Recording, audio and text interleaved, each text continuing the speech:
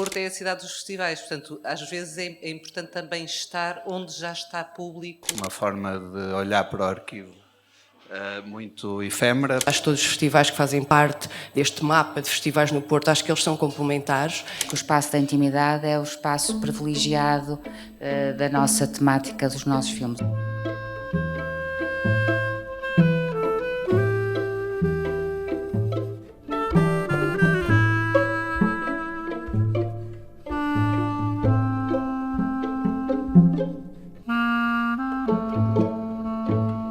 Boa tarde a todos, sejam bem-vindos.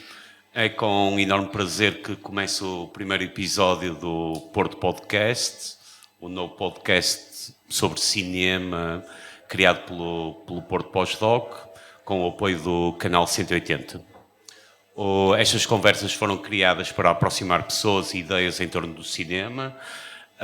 Aqui exploramos tendências, os desafios, questões atuais que definem a experiência de fazer, programar e ver cinema. A gravação está a acontecer aqui ao vivo no Vícios Bonfim, o novo espaço do Porto, com o público presente. Obrigado por se juntarem a nós e para quem nos ouve mais tarde, espero que sintam a mesma energia que está aqui a começar a aparecer entre mim e os convidados de hoje. Hoje vamos falar sobre o lugar dos festivais, o papel dos festivais no Porto e no panorama cultural.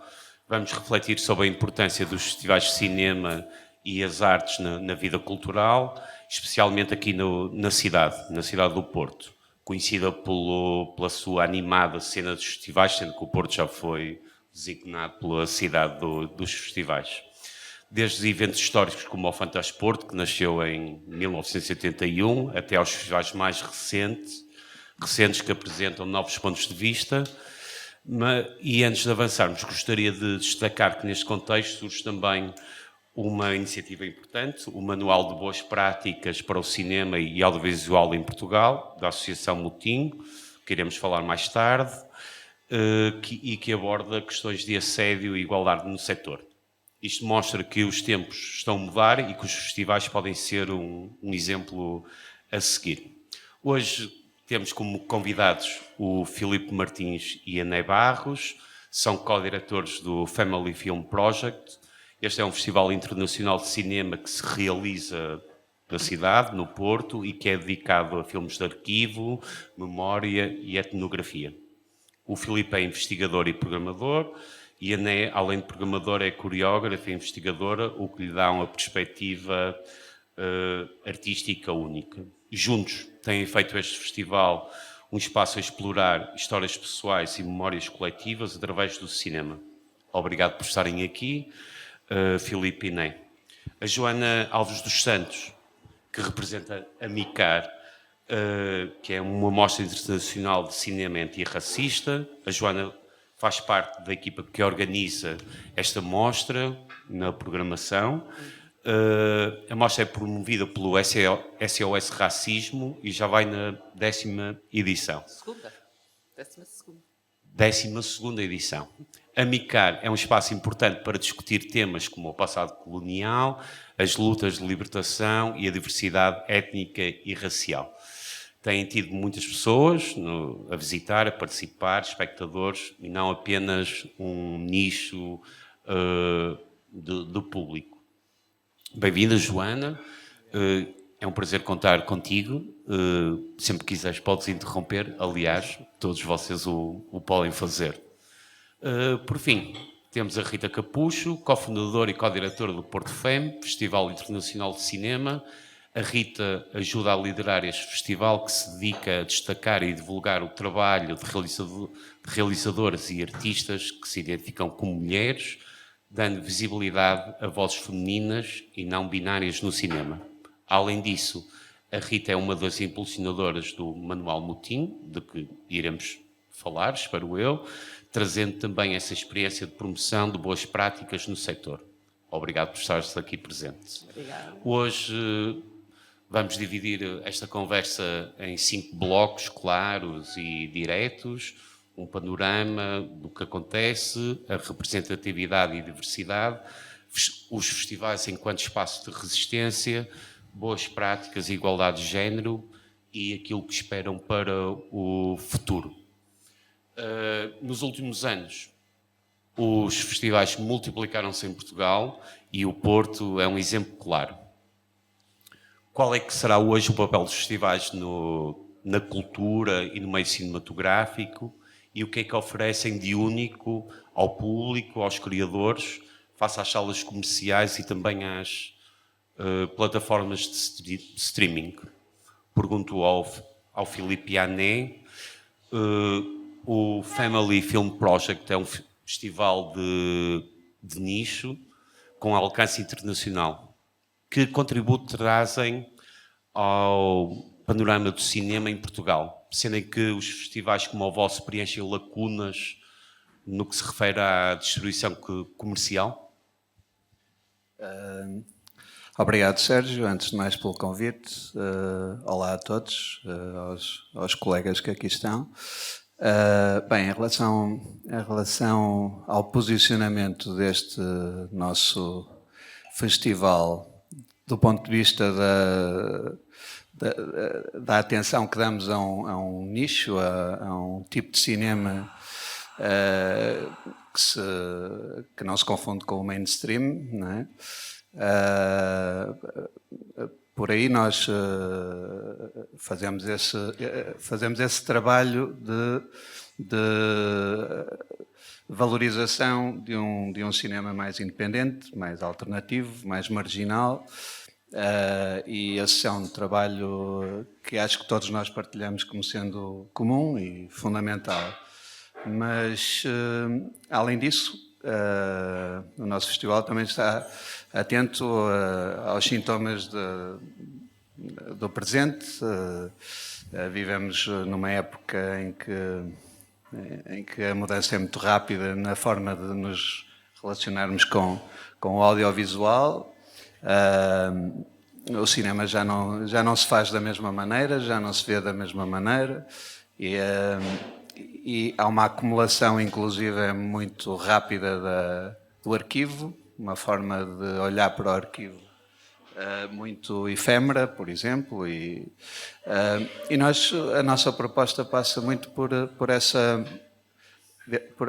reaproveitamento desta realidade do ponto de vista estético, ou seja, olhar para o arquivo e para a memória e para esta acumulação do audiovisual, que hoje, antes era através de outros suportes, o Super 8, mas o Super 8, VHS, esses suportes digitais alternativos, que não eram mainstream, que contrastavam com os meios clássicos de produção cinematográfica, não é? Isso é algo que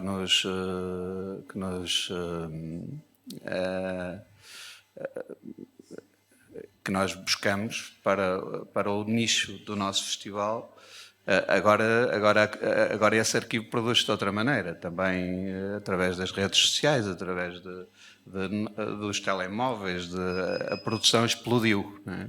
Como é que nós criamos aqui uma filtragem e um reaproveitamento de tudo isso para fazer uma proposta de um programa específico?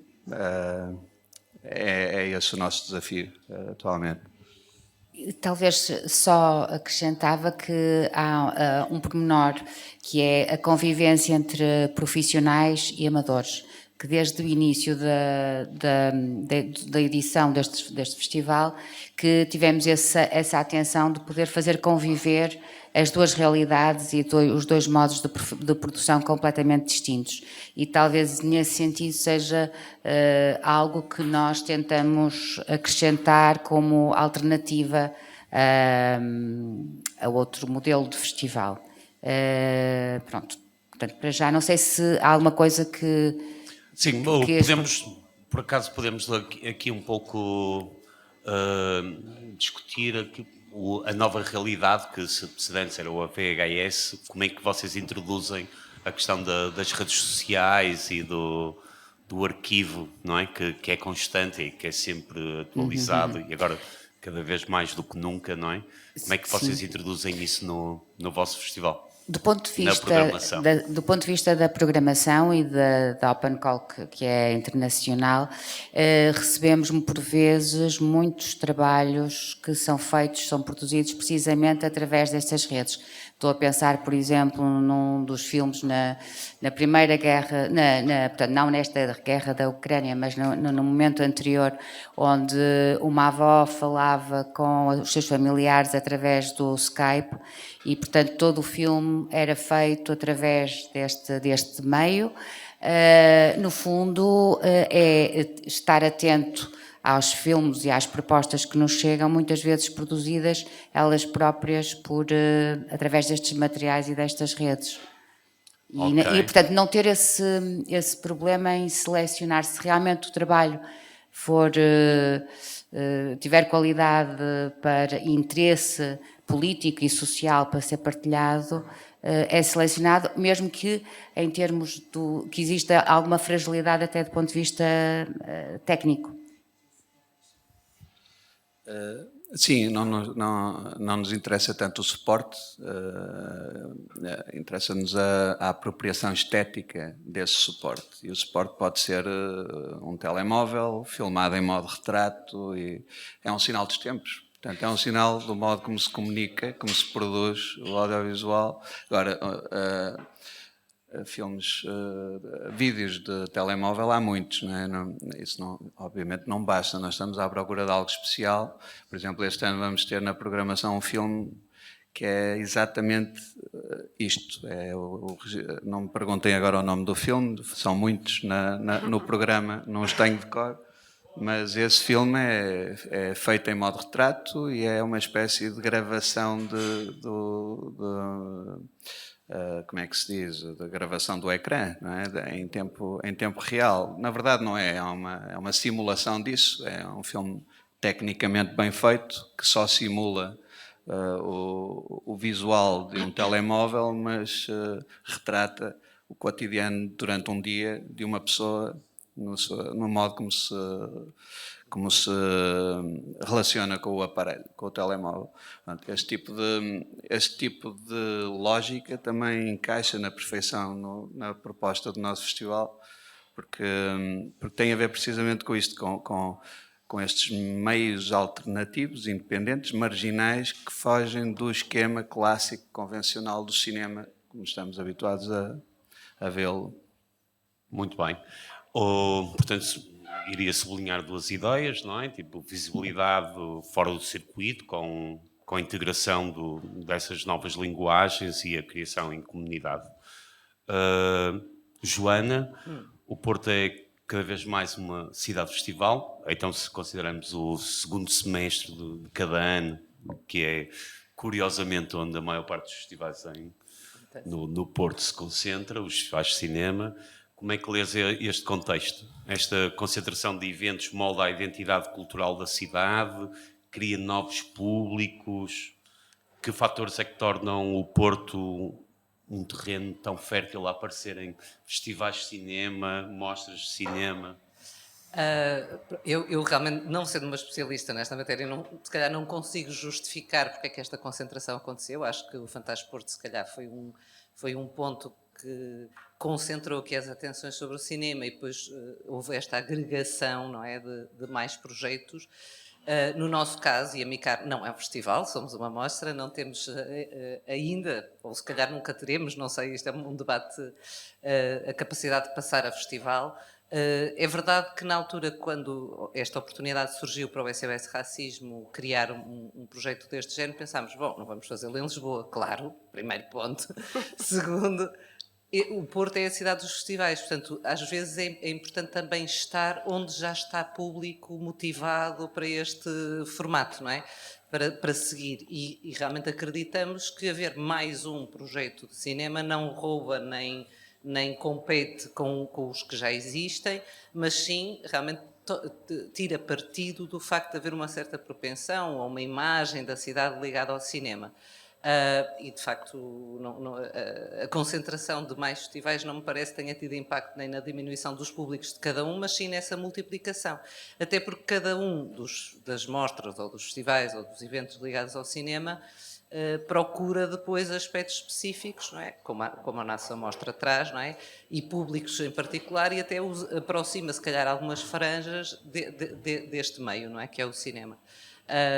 Portanto, não consigo fazer uma análise muito mais profunda do que esta, mas o facto de sermos muitos multiplica, não subtrai nem intersecciona, embora é evidente que também há aquelas pessoas que são fiéis, não é? Que estarão no festival A e no B e no C, e isso também é bom sinal, não é?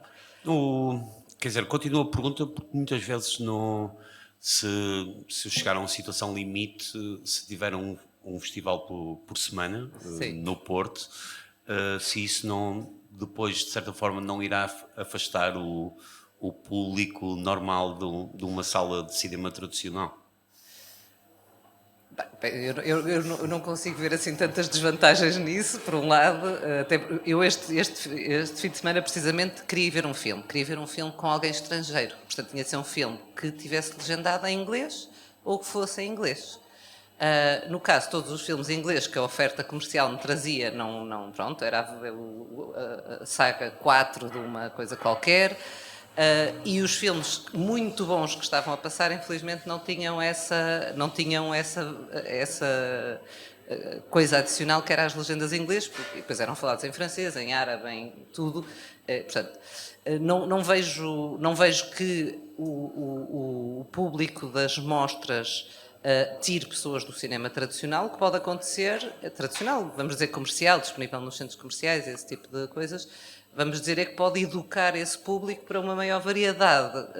É evidente que também já nos aconteceu andarmos a disputar, entre aspas, ou a negociar datas com outras mostras e outros festivais. Portanto, as coisas também têm... Acho que é bom até conhecermos e falarmos para perceber o que é razoável em termos de frequência, não é? Ou de uma pressão muito grande num dado mês, porque sabemos que há pessoas que se interessam por tudo, por todos esses eventos e que terão que se distribuir, porque também têm outras coisas nas suas vidas. Mas não vejo que também, mais uma vez, que estes dois lados compitam, não é? O cinema mainstream, onde passam os blockbusters, eu também posso querer de vez em quando ir ver um desses filmes, claro. E não me desinteresso das mostras. Obrigado, Joana. O Porto tem de facto uma tradição e um público receptivo e obviamente um calendário cultural intenso que, como segunda cidade do país, tentamos sempre ter mais e mais. Rita, uma pergunta difícil, suponho eu. O streaming e as plataformas deram acesso massivo ao cinema em casa. Porque é que um festival presencial continua a ser indispensável? O que é que, no caso do Porto FEM, o que é que oferecem e que o streaming não substitui? Qual é que é essa experiência coletiva, curadoria? Quais são os encontros com os autores, as realizadoras que aparecem? Eu acho, para já, obrigada também pelo convite e obrigada aqui também, é um prazer estar com vocês todos hoje. Eu acho que é o encontro, não é? E é o encontro presencial, e acho que é isso que os festivais trazem, o encontro e o momento da partilha e de estarem as pessoas juntas e pessoas que se encontram com interesses em comum, nesse lugar podem partilhar,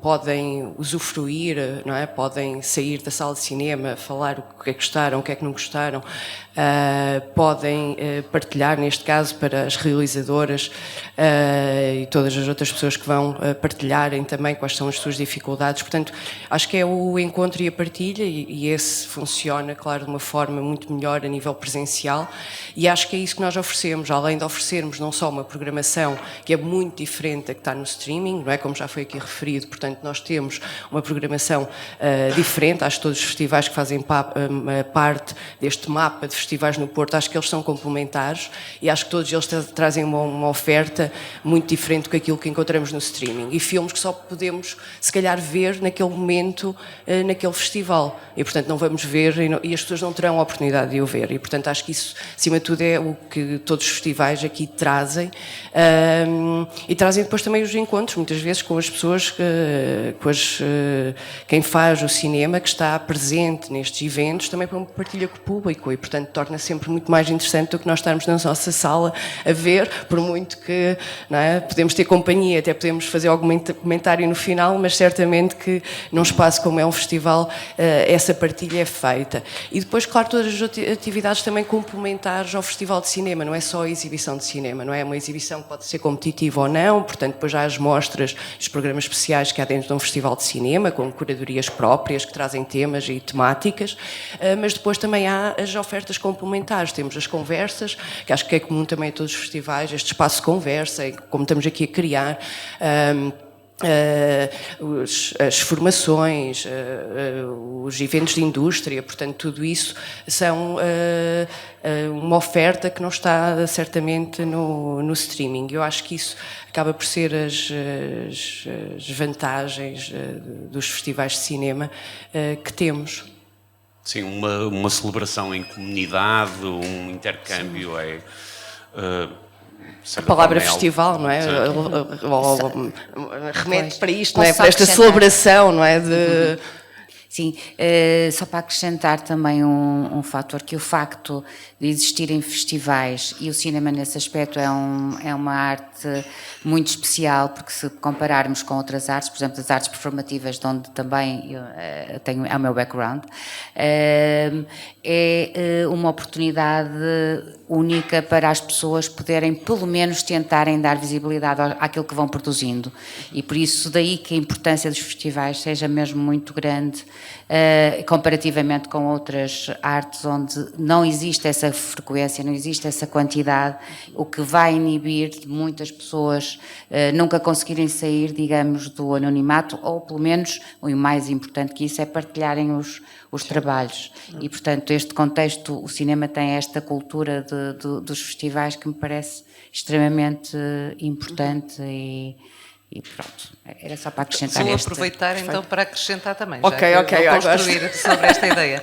Há a visibilidade dos criadores e das criadoras, mas também há a visibilidade de determinados públicos, por exemplo, no caso da mostra que eu aqui represento, não é? Esta ideia de que há públicos que muitas vezes não se vêem revistos no cinema que está a passar, pronto, ou noutras mostras, pronto, e há uma preocupação da nossa parte, o SOS Racismo, uma associação antirracista, pelos direitos humanos, em chamar e dizer o centro da cidade, este edifício público que é de todos, o Batalha, é também vosso. Pronto, é evidente que as pessoas vão à sua descrição, aos eventos que entendem, mas também dar a visibilidade a determinados públicos e o acesso e aquela ideia de... O acesso, até porque no nosso caso a mostra é gratuita e, portanto, permite mesmo isso. Se é mais bem ou menos bem sucedida já é outra questão, mas é realmente este esforço para também trazer esses públicos e dar-lhes visibilidade. Este é o vosso lugar, para além do lugar da criação, que obviamente é muitíssimo importante. Por acaso é engraçado terem abordado isto, porque o tema que eu gostaria de abordar agora tem a ver com a responsabilidade dos festivais e a oportunidade de dar visibilidade a vozes menos representadas, quer seja a nível de autores ou quer seja, como tu referiste, ao nível da audiência. No caso da MICAR, nasceu para trazer para o centro o cinema antirracista, pós-colonial. Que papel é que tu achas que a mostra tem em amplificar estas vozes que raramente chegam ao circuito comercial? Há uma grande dificuldade, os autores africanos, histórias de minorias étnicas, que impacto que sentem do público, e esse público que muitas vezes também não vai às salas de cinema habituais, e como é que já agora também trazem, como é que conseguem atingir esse público e consegui-lo trazê-lo às salas? É um desafio, embora a mostra objetivamente não tenha como critério único mostrar, por exemplo, realizadores africanos ou negros, portanto, o critério é que o filme traga a debate os aspectos que nós consideramos importantes, consoante até, e isto vai variando consoante os anos. Por exemplo, o ano passado tivemos uma mostra, não vou dizer totalmente, mas em grande parte dedicada à questão da Palestina. Infelizmente este ano poderia continuar a ser, não é?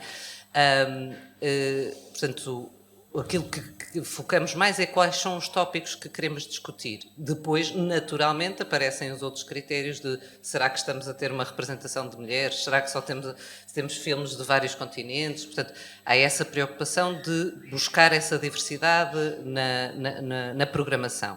Depois, por outro lado, eu vou focar este filme, se calhar é um dos filmes mais modestos que este ano irá passar na MICAR, mas que se chama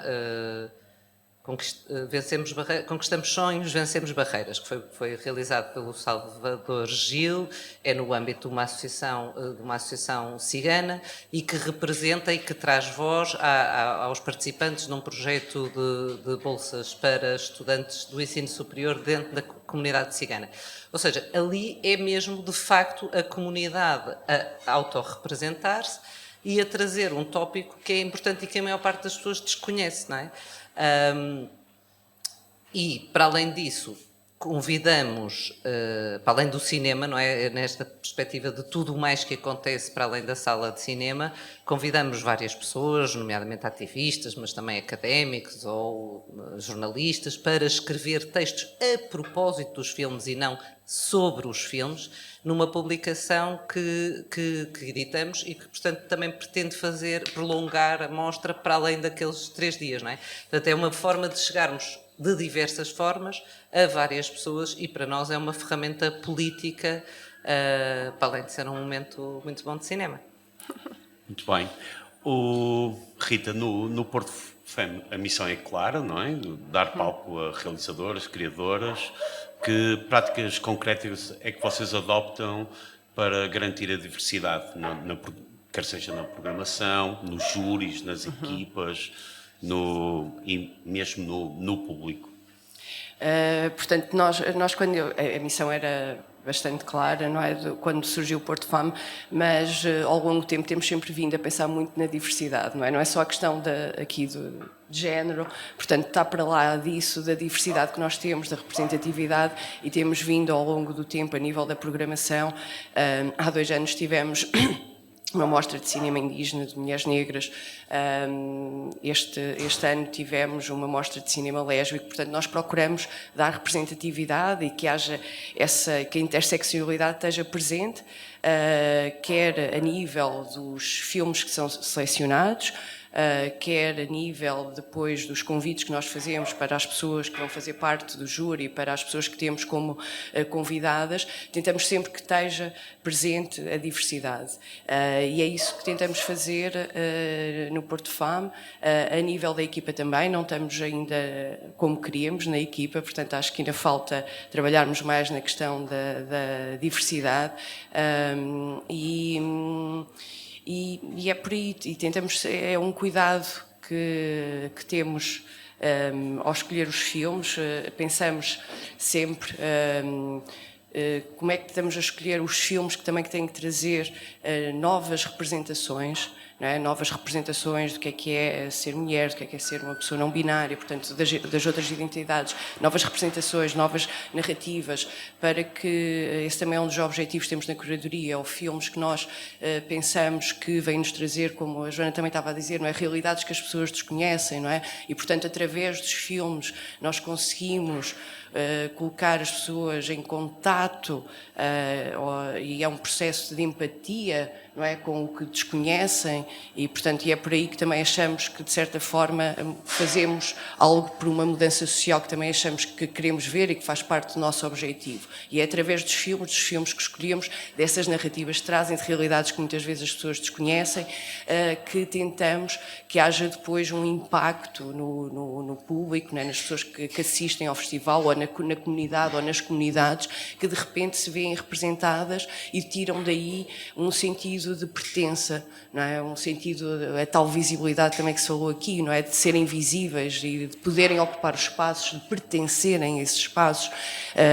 E é um pouco por aí, não sei se respondi à tua Sim, sem questão. dúvida. Ou... Sim, tipo, tem políticas claras tanto na formação, tipo, Sim, formação também. tanto no trabalho trabalho de campo que façam a diferença.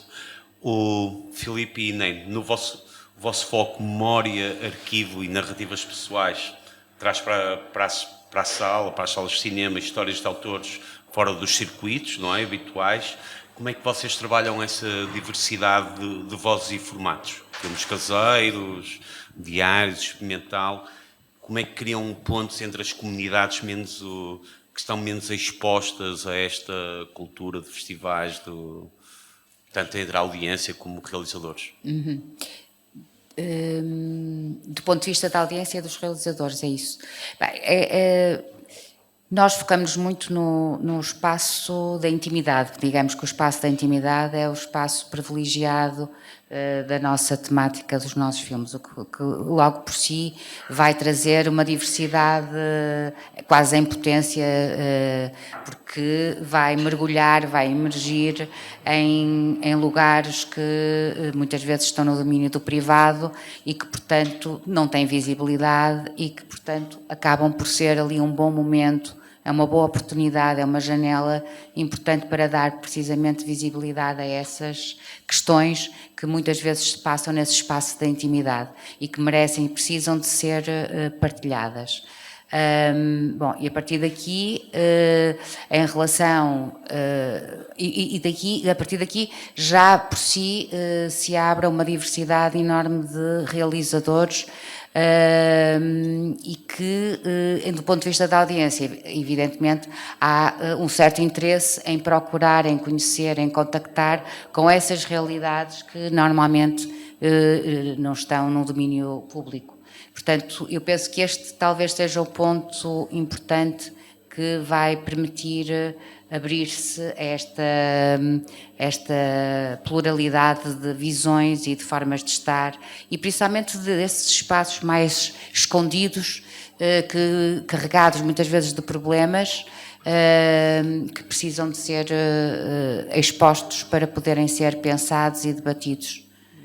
Não sei se queres completar, Filipe? Sim, no nosso caso, do nosso festival, se calhar não, o sentido de missão em termos de intervenção social, cultural, não é se calhar tão evidente como no caso dos festivais das minhas colegas, o Porto Fem, o MICAR, mais relacionado com questões também raciais. No nosso caso, não, a questão temática não é tão evidente, embora pareça que é. O facto de ter o family no nome pode indicar que há aqui algum tipo de tentativa de defesa de algum tipo de modelo de família, não tem nada a ver com isso. A questão é mais a lógica do espaço familiar, como esse espaço pode ser fundamental para a criação de um tipo de intimidade que pode ser apropriado artisticamente no cinema. É isso que nós procuramos. Agora, de qualquer forma, em termos de... Mas nós também somos muito sensíveis a estas questões.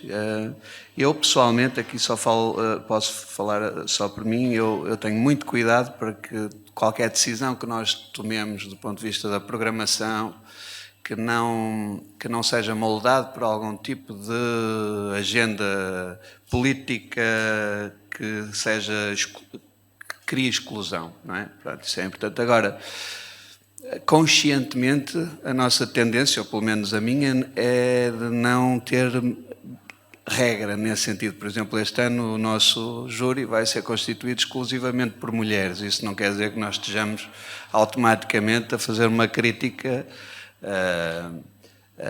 contra os homens. Portanto, a questão não se coloca sequer, não há aqui uma questão de métricas tão presente, pelo menos pela minha parte, mas sim, valorizamos muito a importância dos movimentos que estão aqui implícitos. Agora eu gostaria de falar um pouco o que é fazer um festival, o que é fazer uma mostra de cinema e o que é que isso representa como ato de resistência cultural, tipo, de pensamento, não é? Contrariar correntes dominantes, desafiar o status, tanto na estética, mercado, ou mesmo politicamente. No caso da Micar, esse posicionamento é claro. O que é que significa fazer a mostra como ato de resistência cultural política? Já enfrentaram obstáculos por tocar temas incómodos? Já sentiram isso? E que mudanças, e acima de tudo, e que mudanças é que sentem ter promovido ao longo do 11 edições? Exato, agora vai ser a 10. Nós também começámos em 2014. Sim, quer dizer, o SOS Racismo é uma associação de caráter político, a nossa intervenção é política e, portanto, tudo o que fazemos, mesmo que sejam atividades de caráter cultural, e é interessante, sendo que o SOS, esse sim, já é bastante antigo, tem mais de 30 anos, desde o início esteve na nossa gênese esta ideia de intervir também nos espaços culturais, porque a política não se faz só em manifestações, nem só em comunicados de imprensa, faz-se até nos espaços de festa, e a festa e a reunião é um momento muito importante de persuasão das pessoas, de criação de relações, de tal empatia que muitas vezes é necessária até para esgrimirmos estas temáticas. Portanto, felizmente, em relação à Micar, nós nunca sentimos qualquer tipo de resistência. Pronto, fazemos-lo com poucos apoios, mas temos o apoio da Câmara, nomeadamente na cedência do espaço, e há uns anos para cá, bastante mais recente, temos algum também apoio financeiro por parte da Câmara, mas nunca sentimos de modo nenhuma interferência, e isso deixa-nos felicíssimos e achamos que só assim é que pode ser, mas é ótimo poder constatá-lo na prática. Para nós, enquanto pessoas que fazem a Micar, isto é um espaço muito interessante, porque nós comentamos isso muitas vezes e parece que ninguém acredita. Nós não temos uma equipa profissional, não existe um produtor ou uma produtora, existe um conjunto de ativistas que, na sua grande maioria, não trabalham nem estão em contacto direto e diário com as questões do cinema ou mesmo das artes. E, portanto, é uma escolha de ativistas e às vezes sentimos falta e queríamos ter mais apoio e mais gente profissional e tudo isto, mas depois também dizemos, mas isto também faz parte de uma certa diferença que a Micar tem. E depois ficamos muito contentes quando as pessoas acham que é tudo muito profissional e que há ali uma máquina espetacular a trabalhar. Portanto, há uma resistência da nossa parte de fazermos crescer a equipa, por um lado, nos mantermos resilientes, por outro lado, de atrairmos outras pessoas. E é verdade que têm acontecido pessoas que se têm aproximado do SOS Racismo e das questões que nós trabalhamos através desta participação, que é, se calhar não se sentem tão à vontade, e isto é muito importante no ativismo, é as pessoas não estarem sempre em constante sacrifício, mas também terem prazer na atividade que desenvolvem. E esta atividade da Micar chama pessoas que se sentem, que dizem, olha, eu nisto acho que consigo e sei contribuir e dá-me prazer e vou pesquisar filmes e vou procurar convidados para os textos. Portanto, é um modo de nós também fazermos política a partir de coisas que nos dão prazer. E isso é um ato de resistência. A resistência não tem de ser sempre um drama. Pois não. Ou, portanto, de certa forma, mantenho sempre a agenda daquilo que defendem viva, não é? Sim. E sustenta também um debate, quer seja as pessoas que estão, quer seja convosco, os próprios ativistas que estão, e também com o próprio público.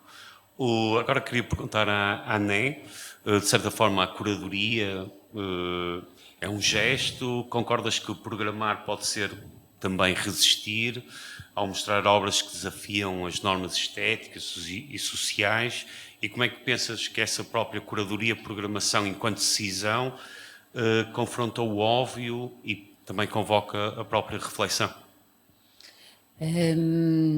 O ato, o ser curador, o facto de selecionar é um desafio tremendo e sempre que nos coloca uma responsabilidade enorme perante a missão daquilo que nós estamos a tentar lutar.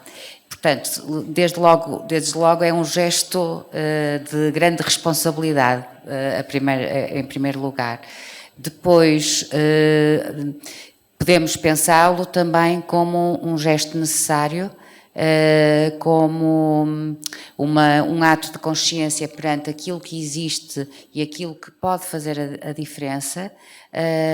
Vivemos num momento onde realmente é muito importante trabalhar questões de empatia, questões de escuta do outro, questões de ouvir o outro, e isso passa desde toda a violência, bullying, que estamos constantemente a viver e a sentir que isto está em crescimento, precisamente por causa até das redes sociais, que ampliam aquilo que ficava na escola ou qualquer coisa, continua para além da escola, por exemplo.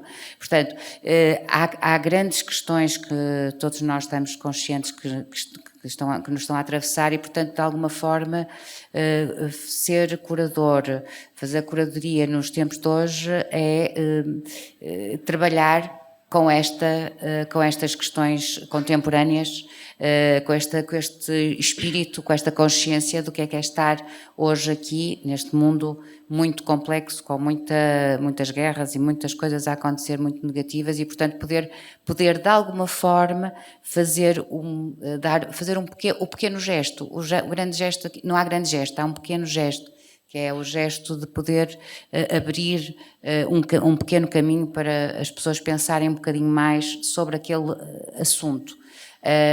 Depois, em relação à resistência, já agora só acrescentava aqui algo mais curioso, que é o Porto, apesar de tudo, tem esta característica de facto das pessoas tomarem muita iniciativa, independentemente de terem apoios. Nós também temos poucos apoios, estamos todos com poucos apoios, efetivamente, mas mesmo assim há este espírito de iniciativa das pessoas lutarem por realizar estes projetos. E isso é talvez uma característica diferente de outras cidades. E depois, ainda por cima, junta-se, para além da quantidade de festivais, também uma quantidade de escolas relacionadas com o cinema, que são várias escolas, e isso é muito interessante como fenómeno. Ok. Irei dizer que programar não é neutro, mas agora vou deixar a parte difícil para o Filipe, porque resistir e programar também é sobreviver. Como é que no Family Film Project vocês equilibram a sustentabilidade e financiamento com a vossa própria fidelidade àquilo que idealizaram no início do festival? Alguma vez sentiram, se calhar estamos a fazer demais, temos de trabalhar mais para o público? Como é que mantêm o festival íntegro e viável? Sim, é uma pergunta difícil. E sai-nos do lombo todos os anos. É um trabalho muito exigente, mais do que às vezes, se calhar, quem não está envolvido com este tipo de projetos se apercebe. E que, pronto, é um trabalho em progresso que dura um ciclo anual completo. Eu, no meu caso, sou também professor e a tempo inteiro e também isso me ocupa bastante tempo, portanto acaba por ser de certa forma difícil para mim conciliar. A Ané é a mesma coisa, a Ané dirige o Ballet Teatro, uma instituição também com a sua complexidade, portanto não estou a dizer que isto é algo secundário nas nossas carreiras profissionais, de todo, mas é um desafio constante, sim. É algo que temos que renovar anualmente, em termos espirituais também. Agora, parece-me que tem sempre corrido bem, no sentido em que todos os anos sentimos que algo melhorou, erros que cometemos no passado que já não cometemos no presente, algum feedback positivo, sentirmos que temos público, que temos um público que depois nos dá esse retorno positivo, e depois também a relação que temos com escolas, com estudantes. Os meus estudantes de mestrado frequentam muito durante essa semana o festival e da escola em geral, a licenciatura também. Mas tu obrigas ou... Não, é mais obrigação mesmo. Olha, aliás, estão ali bastantes estudantes que comprovam do mestrado, estudantes meus, alunos meus. Afinal é aqui que eles andam. Ok, mas mas a tua pergunta tinha a ver também com a questão... Deixa-me só acrescentar aqui uma questão, que de qualquer forma nós mantivemos sempre a ideia de não crescer muito, a ideia é manter um formato sempre gerível, nesse ponto de vista sustentável, face à equipa em função, face à equipa, face aos apoios, mas também porque nos interessa mesmo manter num formato, digamos, pequeno, preenchendo aquilo que nos parece importante, que é a parte da investigação, a parte performativa, a competição, transversalidade. Sim, mas de qualquer forma pareceu-me também havia ali um segundo ponto da questão que tinha a ver com a programação, a curadoria propriamente dita, o modo como e aí há uma questão que se coloca, porque de facto cada vez se fazem mais filmes, não é? Porque são mais fáceis de produzir.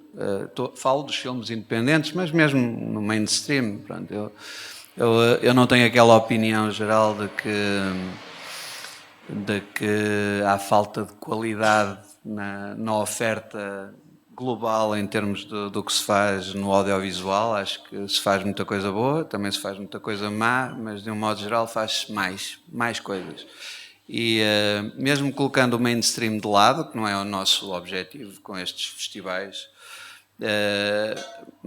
mesmo colocando o mainstream de lado, no cinema independente há muita coisa. Nós recebemos muitas submissões todos os anos e aí a nossa, cada vez mais submissões, e aí o desafio é ser fiel à qualidade intrínseca dos filmes e não cair só na tentação de ir à procura de títulos já reconhecidos por outros festivais ou com nomes consagrados.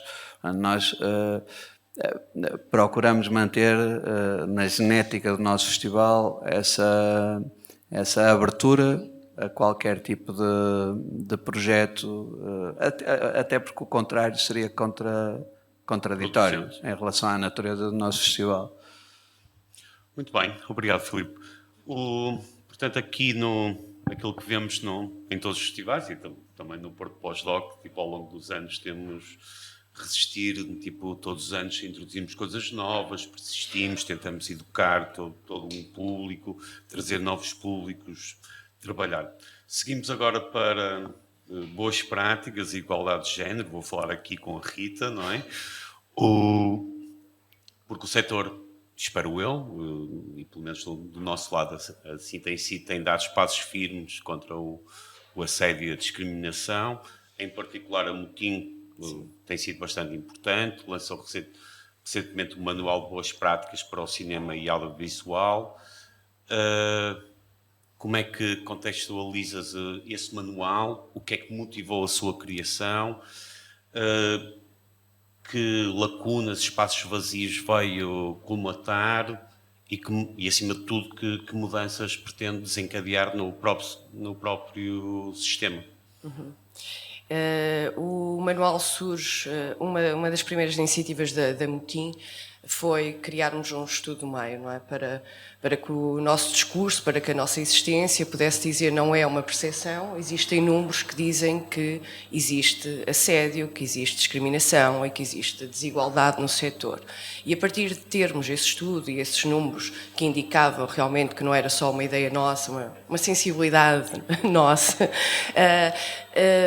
surge então a necessidade de criar um manual. Porquê? Porque as próprias pessoas que nós contatávamos do setor setor também não sabiam e, portanto, faltava uma referência a nível nacional que viesse dar o que é então estas boas práticas, o que é que nós podemos fazer para melhorar, o que é que, por exemplo, o que é o bem-estar, não é? Falarmos de bem-estar, que se calhar que noutros países já está muito mais implementado, tipo a coordenação de intimidade, portanto, há certas áreas em Portugal nós não tínhamos um manual, noutros países já existia esses manuais de boas práticas, nós decidimos também que era a altura de criarmos para o setor português um manual criado com estes outros manuais que nos inspiraram também para criar o nosso, ajustado àquilo que nós achávamos que era a realidade do setor em Portugal e que viesse nos trazer essa e que viesse esclarecer então o que é que pode ser o assédio, não é? Pode ser um assédio moral, que é, por exemplo, algo que as pessoas que têm lido o manual dizem, é verdade, eu já sofri este assédio, não é?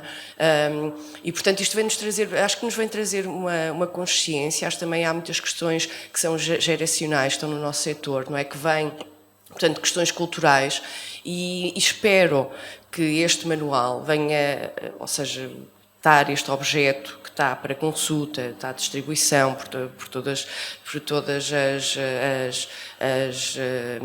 as associações do setor e, portanto, nós estamos a distribuir o manual e ele está disponível online, que possa servir então para as pessoas terem consciência do que é que estamos a falar, do que é que realmente pode constituir um assédio e que depois possam implementar. Nós também temos, portanto, formulários, indicações de como é que as pessoas podem implementar, não é? E nos festivais de cinema eu acho que vai ser também muito bom podermos também olhar, nós próprios no Porto FAM, o ter este manual e ter estado no processo de construção, vem-me dizer porque é que nós não temos um manual também de conduta e de bem-estar para quem vem, para quem trabalha na equipa, para os nossos voluntários, não é? Para saber como se comportar ou como agir em certas situações que podem existir, situações de conflito, e, portanto, como é que nós podemos realmente ter esta consciência no processo todo, não é? Porque muitas vezes nós sabemos que em projetos e principalmente nos festivais de cinema, eu acho que de todas as áreas, eu não estava a ter esta conversa, eu acho que todas as áreas de cinema, eu acho que os festivais de cinema ainda é capaz de ser das áreas com mais precariedade. Eu acho que é das áreas, porque há muito pouco financiamento, portanto nós trabalhamos muito com a base do voluntariado, trabalhamos com equipas que durante um curto período de tempo trabalham imenso, e que são mal remuneradas, portanto existe uma precariedade, acho que todas as áreas, e como é que nós podemos fazer para melhorar esta situação, para termos dignidade, para conseguir fazer, não é? Porque a paixão é ótima, excelente, e nós temos resistido, voltando à questão anterior, resistido com essa paixão, mas depois existe uma dignidade que tem que estar. E tem que estar desde a remuneração, mas também depois na conduta e do que é que nós podemos oferecer e, portanto, acho que este manual vem dar estas ferramentas, vem dar e também vem instruir como é que podemos fazer e eu acho que é isso e esperemos que possa mudar, que possa vir quebrar o que era cultural e em Portugal nós temos também muito esta cultura do acomodar e do silenciar. E ainda está presente, porque nós vimos alguns casos de assédio que vêm e depois de repente surge uma voz, mas de repente para, não é? As denúncias não seguem o caminho que têm que seguir. Nós falamos muito disso, quais são os passos para tomar, não é? Porque muitas vezes nestes processos em que as pessoas são vítimas de abuso e há toda uma dor e um sofrimento, depois quando surge o momento de fazerem a denúncia, a quem é que podem socorrer, como é que podem tomar, não é? Quem é que devem contatar e como é que nós, quando surgir um caso destes, como é que nós também podemos ajudar estas pessoas e encaminhar. E eu acho que é isso, e acima de tudo espero que venha mudar este silenciamento, não é? E a questão da normalização, que eu acho que está tão normalizado, ou estava tão normalizado, que vinha daí esse silenciamento. E eu espero que este manual também sirva para que haja vontade de realmente falar, e que haja depois também esta sensibilidade de quem pode apoiar, também apoiar e conseguir encaminhar da melhor forma quem quiser fazer uma denúncia, e eu espero que venha romper um pouco com isto e que nos venha dar uma forma também nova de estar todas as pessoas também que tenham esse interesse. Muito bem. Em primeiro lugar, espero que todos os festivais, mostras e eventos no Porto possamos colaborar em conjunto para melhorar, que possamos liderar pelo exemplo, não é? Cultura segura será uma cultura mais forte. O tempo já está a terminar. Vimos que aqui os festivais complementam todo um circuito comercial, amplificam diversas vozes, resistem a lógicas fechadas. Vou fazer uma pergunta final a cada um de vocês. No caso do Family Film Project, Filipe e Né, que legado querem no futuro deixar, no modo como olhamos a memória, o arquivo e a experiência de filmar e ver o íntimo?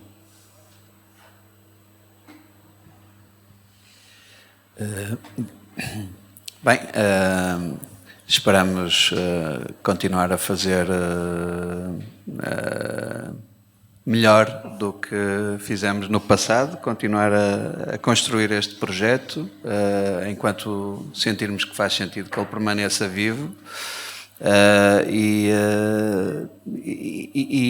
manter-nos fiéis a esses princípios que marcam a diferença deste festival em relação aos outros, precisamente para que todos esses festivais sejam complementares e não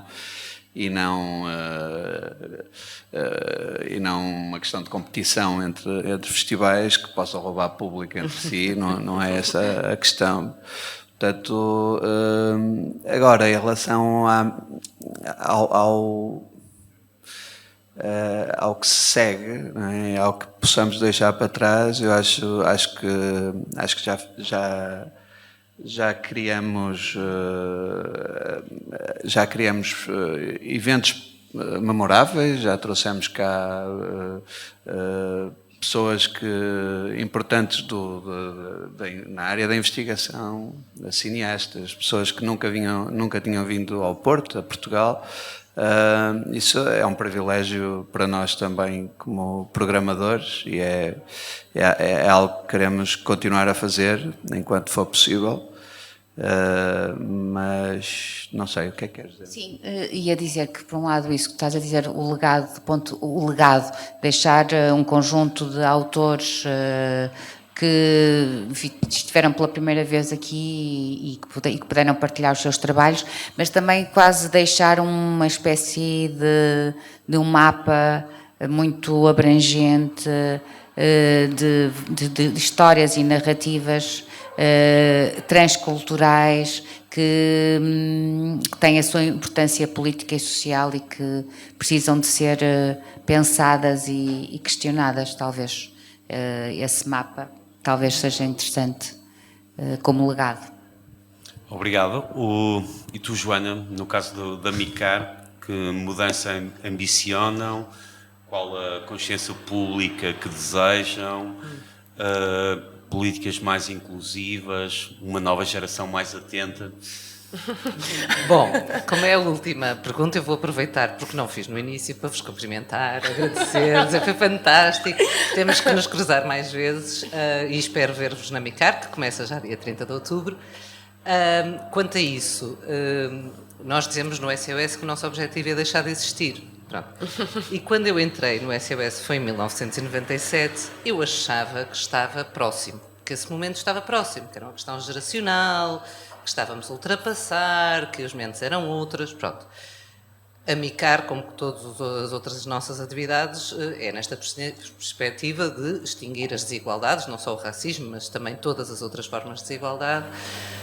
Mas percebemos, e agora agudamente, que estamos muito longe disto, que estes discursos se reciclam, se renovam. Não é só um problema de mentes velhas, cheias de teias de aranha, é um problema... e pronto, é isso. Realmente até o discurso antirracista mudou, falava-se muito da igualdade e agora falamos de racismo estrutural porque percebemos que não é um problema moral, não é um problema das pessoas, os mais antigos versus as pessoas novas ou os jovens, mas sim como ele está impregnado nas instituições e como há uma vantagem objetiva para determinados grupos sociais que estas desigualdades se mantenham. Pronto. Portanto, o nosso papel e o papel da MICAR e das outras iniciativas é combater isso mesmo. e realmente também encontrarmos nós novos discursos e novas formas de combater estes problemas estruturais que vêm desde há 500 anos ou mais e que permanecem e que agora estão muito agudizados em Portugal, no mundo.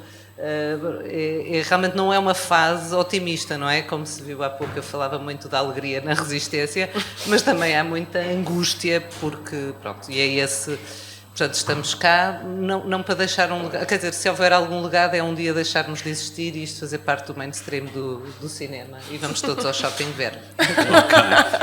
E tu, Rita, que transformação gostarias de ver com mais consolidada, mais autoras, mais realizadoras, uma paridade efetiva, que boas práticas que fossem normalizadas? Sim, nós gostávamos que, não é, que estes números, que ainda temos de desigualdade no setor, não é, 20% de longas-metragens de ficção realizadas por mulheres, portanto, o 50-50 acho que é o grande objetivo e acho que seria por aí. Há um longo caminho, há este retrocesso, como estavas a dizer, Joana, realmente não é só geracional, portanto há agora novas resistências, não é, que temos que encontrar novas formas também. Acima de tudo que seja que este espaço que se cria, que seja este espaço consegue ser de resistência, consegue ser de luta, consiga ainda trazer também algo que eu acho que é importante, que é o espírito de pertença, de não estarmos sozinhas, de encontrarmos outras pessoas que, tal como nós, têm os mesmos desafios, como nós neste espaço também sabemos quais são, estamos a falar, sabemos quais são os desafios que temos, mas que para o setor e para a questão das mulheres, das pessoas não binárias, que haja realmente esta mudança, que se possa trabalhar em conjunto, que se possa encontrar forças para se lutar por algo que é só 50-50, não é? Em Portugal fala-se muito pouco, noutros países o 50-50 é algo que está muito presente, não é? O que é que queremos? 50-50 e há resistências, não é? Depois vem falar de como é que se... meritocracia, não é? Portanto, depois vem o valor artístico ou não, porque estamos os 50-50. É assim, a partir do momento que tivermos 50-50, então vamos falar do valor artístico, não é? Vamos falar da qualidade artística ou não, e podemos comparar. Até lá não podemos, portanto, eu acho que isso seria o que tem que nos mover e o que tem que continuar a estar e que terá que estar mais na agenda e que terá que ser verbalizado mais vezes no setor do cinema, em particular com o objetivo como festivais como o Porto Fama, o Olhares e associações como a Motim têm que ter, que é esta luta, que é uma luta pela igualdade só, e só isso não é mais, e que se haja ou que haja um legado, então que seja algo que uma paixão, né, que nos move e então que seja por fazer acontecer, que eu acho que é isso que esteve na gênese do projeto, e então que fique, não é? Que possa continuar assim como essa chama que está lá porque queremos e achamos que é preciso, fazemos e acontecemos. Acho que é isso. Obrigado. Antes de irmos embora, podemos partir agora para um pequeno momento de publicidade a cada um dos festivais, mostras de cinema, e podem dizer, não às pessoas que estão aqui, mas a quem nos está a ouvir e que eventualmente não é do Porto, que não conhece os eventos, quando é que cada um deles acontece. Vou começar pelo Porto Pós-Doc. O Porto Pós-Doc acontece todos os anos na última semana, nos últimos dias de novembro. Rita, Porto Femme. Em abril, nesse mês da liberdade, estamos lá como forma de resistência e, portanto, fica também aqui o convite para abril de 2027.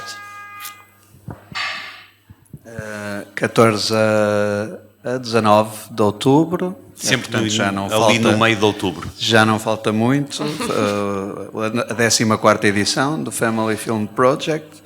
E pronto, e para promover um tipo de sensibilidade cinematográfica, portanto, para um determinado tipo de cinema, e convidamos todas as pessoas a vir.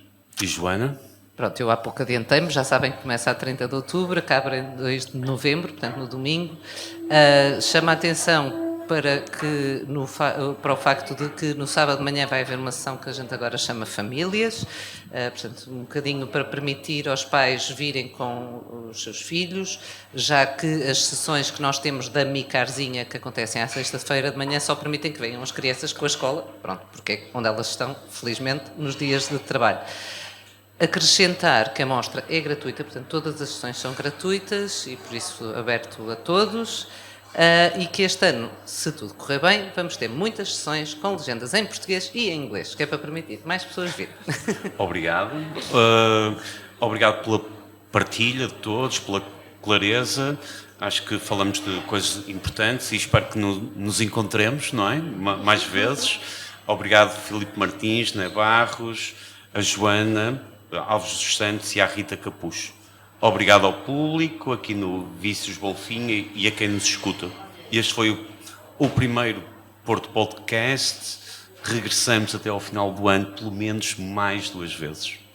Obrigado. Obrigada.